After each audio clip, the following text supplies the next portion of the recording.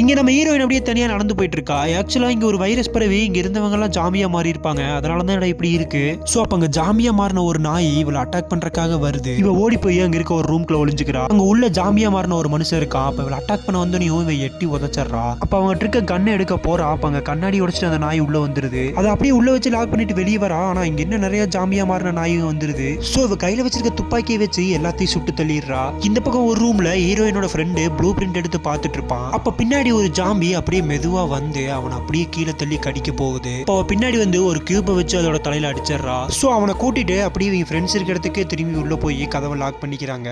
அங்கிருந்து தப்பிக்க ஒரு சுரங்க பாதையை ஓபன் பண்ணி அது வழியா நடந்து போயிட்டு இருக்காங்க.